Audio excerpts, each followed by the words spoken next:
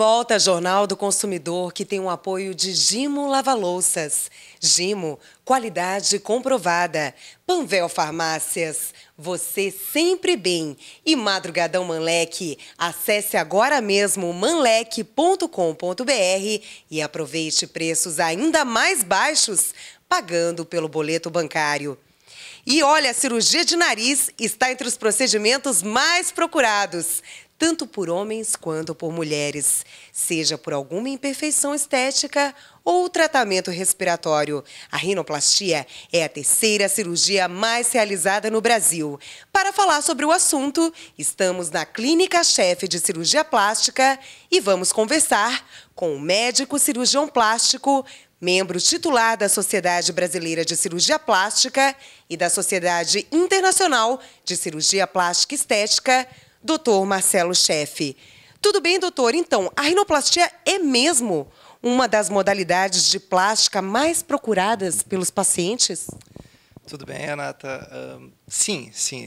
É uma cirurgia bastante procurada, porque, na verdade, nós associamos problemas estéticos que os pacientes têm com problemas funcionais, que é uma coisa comum. Os pacientes frequentemente não respiram bem pelo nariz, às vezes não se dão conta, né, de quão mal respiram pelo nariz, em que se pode ter um benefício realmente bastante grande, estético e também funcional.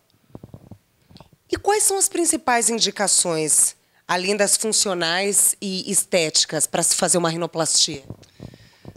A principal indicação, na verdade, que os pacientes procuram são motivos estéticos. Evidentemente, um nariz que seja alto, um dorso realmente muito alto, uma ponta muito globosa, quadrada, essa talvez sejam as maiores indicações assim, em termos de cirurgia estética. O que os pacientes têm, na verdade, frequentemente, são cirurgias secundárias também. Ou seja, nós temos, na verdade, alguns pacientes que já realizaram cirurgias estéticas e têm problemas que continuaram, na verdade, depois da primeira cirurgia, e que vêm procurar por um novo procedimento. Então, a gente chama de cirurgia secundária. Isso é bastante frequente hoje. As cirurgias no passado, na verdade, nós tivemos um grande número de cirurgias absolutamente redutoras. O que eu quero dizer? A cirurgia inicial, que era feita de maneira fechada, ou seja, as incisões eram só por dentro do nariz, a gente chama de rinoplastia fechada, elas eram absolutamente redutoras, em que eu reduzia o dorso, amputava o dorso, uma giba que eu tinha no nariz, diminuía a asa nasal, fraturava, uma cirurgia de 30, 40 minutos no máximo, em que deixava, na verdade, imperfeições muito grandes e problemas funcionais muito grandes. Isso é interessante entender por quê. Nós temos, na verdade, dentro do nariz, depois de uma cirurgia, nós temos cicatrizes que se formam. Então, essas cirurgias que eram absolutamente redutoras, elas provocavam um grande número de cicatrizes. E nós começamos a ter, depois de um certo tempo, uma retração dessas cicatrizes. Então, se a cicatriz retrai por dentro do nariz, depois de algum tempo, tu tem problemas funcionais. Funcionais e estéticos, evidentemente, porque o nariz começa a ficar pinçado, e isso a gente vê frequentemente, aqueles narizes absolutamente pinçados na ponta nasal, por dentro também com deformidades. Esteticamente, eles ficam com aparência de operado, mas principalmente eles não têm função. Eu começo a perder a função nasal depois de alguns meses, quando começa a se fazer essa retração cicatricial. As técnicas hoje, na verdade, que nós usamos são de rinoplastia estruturada. E a gente chama de rinoplastia aberta estruturada. O que é isso? Nós abrimos o nariz. Ao invés de fazer por dentro as incisões, nós fazemos uma incisão por dentro, cruza a columela, que é essa partezinha que nós temos aqui embaixo, e, de novo, vai por dentro, podendo levantar a pele. Se eu levanto a pele do nariz, fazendo esse tipo de incisão, eu tenho uma abordagem que me permite uma visualização muito melhor. Essa é a grande vantagem da rinoplastia aberta. Eu visualizo as deformidades, eu vejo as deformidades e, com isso, eu consigo corrigir muito mais adequadamente. Então, a grande vantagem da rinoplastia aberta é a visualização perfeita que eu tenho. Se eu visualizo bem, eu posso corrigir adequadamente. Então, de novo, a rinoplastia não é só aberta, ela é estruturada. O que quer dizer isso? Por que eu estruturo o nariz? Ao invés de simplesmente amputar o nariz e reduzir ele, que é o que a gente vê frequentemente, aqueles narizes em cela, né, em lomba, uma coisa realmente muito feia, um nariz estigmatizado, né, operado, e que esteticamente fica inadequado, eu introduzo inúmeras peças de cartilagem, eu vou colocar peças em determinados pontos que evitam que essas cicatrizes que vai se produzir dentro possam deformar o nariz. Isso a curto e a longo prazo. Então, a gente chama de rinoplastia aberta e estruturada. Então, eu não me preocupo mais se esse paciente vai fazer muita cicatriz ou pouca cicatriz, se no futuro vai deformar ou não, porque eu vou fazer uma profilaxia para esse tipo de deformidade. Então, a ideia é essa, é introduzir peças que são tiradas do próprio paciente, evidentemente, em geral se usa o septo, né? O septo é a zona doadora para retirar essas pecinhas de cartilagem e colocar em determinados pontos. Então, é outra filosofia de tratamento, a gente realmente não tem mais esse problema de deformidades a curto e longo prazo, como se tinha no passado. Isso eu estou dizendo no passado, desde a época do início do século passado, em que se iniciou a cirurgia nasal. Mas hoje, infelizmente, ainda tem muitos colegas que continuam fazendo rinoplastia fechada, absolutamente redutoras. Eu diria que não é a coisa mais adequada. Nós temos técnicas bem mais modernas, né? Quer dizer, nos últimos 15, 20 anos, modificou completamente a cirurgia nasal. Essa é uma técnica realmente funcional também. Além de estética, ela é funcional. Ela evita que o paciente tenha problemas de função nasal a longo prazo. O senhor acredita, então, que a técnica fechada estaria obsoleta? Não, eu não diria isso. Eu acho que para alguns casos específicos, eu diria por um percentual bastante pequeno, na verdade, de pacientes podem ainda se beneficiar com uma técnica fechada. Isso é uma discussão muito grande, na verdade, é uma discussão que se tem ainda em congressos médicos, evidentemente, existem colegas que apoiam muito a rinoplastia fechada, mas são tratamentos completamente diferentes. Realmente, como eu falei, a visualização, a obtenção do resultado mais previsível, eu diria, é muito maior com a técnica aberta. Então, de novo, eu considero que para um percentual pequeno de casos, sim, a rinoplastia fechada é possível. Para a grande maioria, sem dúvida, aberta e estruturada, que é a técnica mais moderna. Antes de o paciente se submeter a qualquer cirurgia, inclusive cirurgia plástica, ele tem que fazer exames de sangue, para ver se suas condições de saúde estão ok, se ele pode se submeter a uma cirurgia.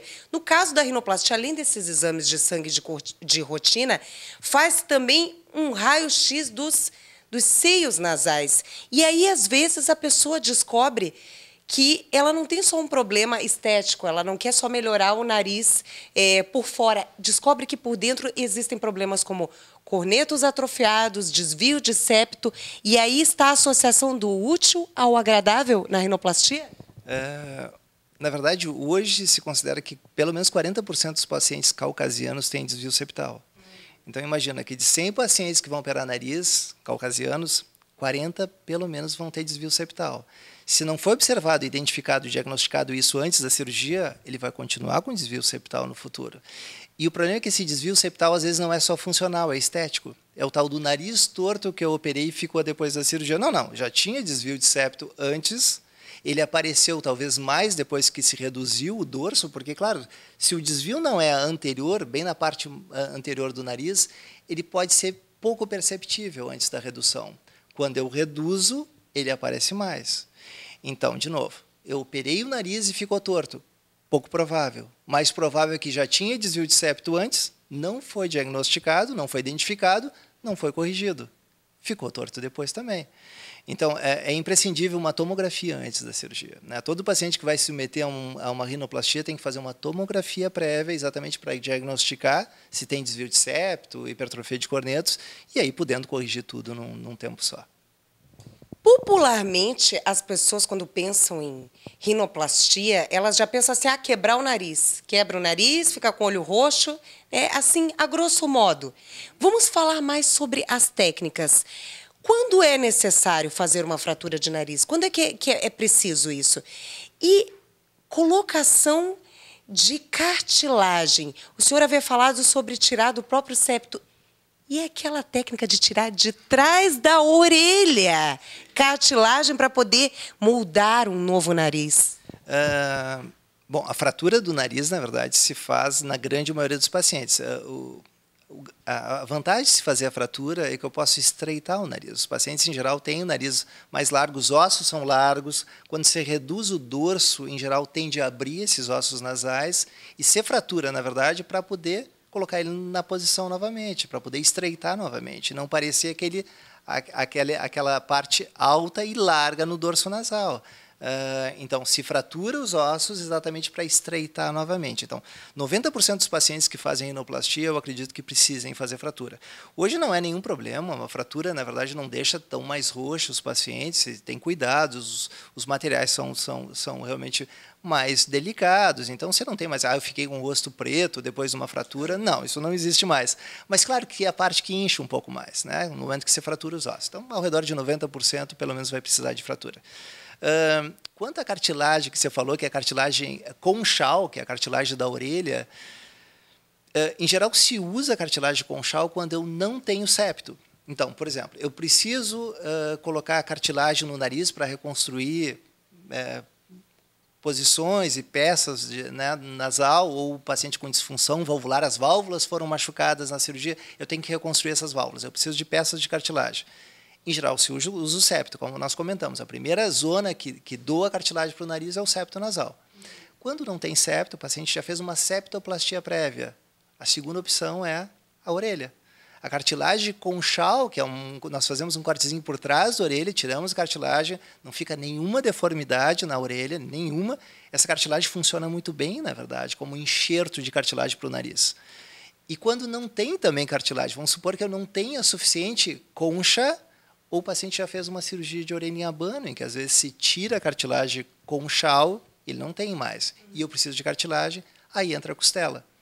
A costela, na verdade, eu diria que é uma zona muito importante de doação de cartilagem para o nariz, principalmente quando eu preciso de peças grandes de cartilagem. Então, a costela é imprescindível para algumas cirurgias nasais. Por exemplo, pacientes que têm o nariz muito baixo, que eu preciso de uma peça grande de cartilagem para aumentar o dorso. Às vezes o paciente tem um nariz em sela, absolutamente achatado, a costela é maravilhosa.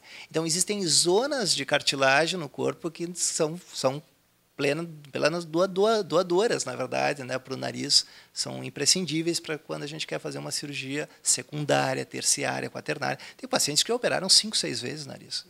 Né? Então, você precisa de muita cartilagem para reconstruir. Então, a costela é imprescindível, é uma zona realmente bem importante também.